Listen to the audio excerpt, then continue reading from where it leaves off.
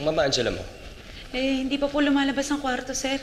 Sinabihan ko po kanina na kakain na, hindi naman po umimik. Sige, ako na bahala. Okay. Oh, Angela, saan ka pupunta? Puntahan ko si Princess. Hindi na talaga kaya. Miss na miss ko na siya.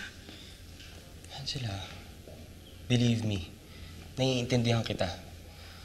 Pero hindi talaga tayo pwede magpakita doon ngayon. Malaking gulo lang ulit.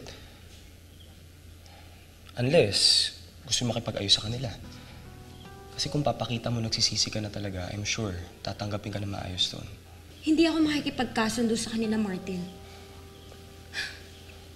May karapatan din ako sa bata.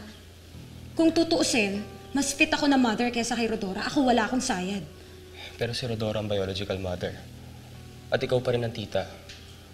Pero sinasabi ko sa'yo, kung makikipag-ayos ka sa pamilya mo, hindi magiging parte ng buhay ka pa rin ni Jenna. Bakit ang kulit mo? Bakit ba pinipilit mo ako makipagkasundo sa kanila? Dahil nakikita ko nasasaktan ka na. Dahil alam ko hindi ka na masaya.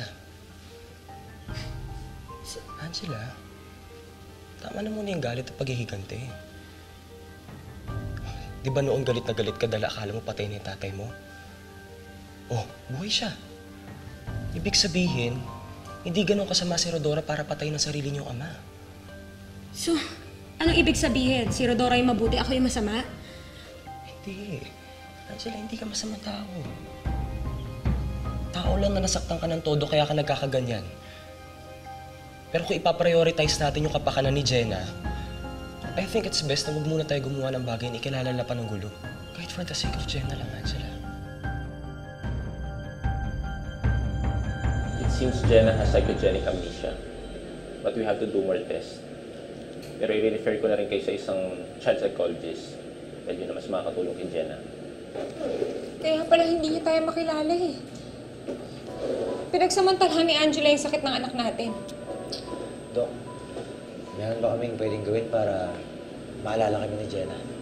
Yung memories niya, nakatayo po yun somewhere sa utak niya. I-access natin dyan pag pinakitaan niya siya ng pictures na dati. Eh yun na nga yung ginawa ko. Dok, pinakita ko yung litrato sa harap niya. Hindi niya ho ako nakilala. Hindi kasi natin pwedeng pwersahin na maalala niya bigla. We have to try other keepsakes from her childhood. Yun ang gagamitin natin para maalala niya yung dati niyang buhay. Ingat lang tayo. Let's keep it light. Hindi natin siya pwedeng i-distress. Pero huwag kayong mag-alala. Balang araw, sabihin din natin sa kanya yung lahat ng nangyari sa kanya.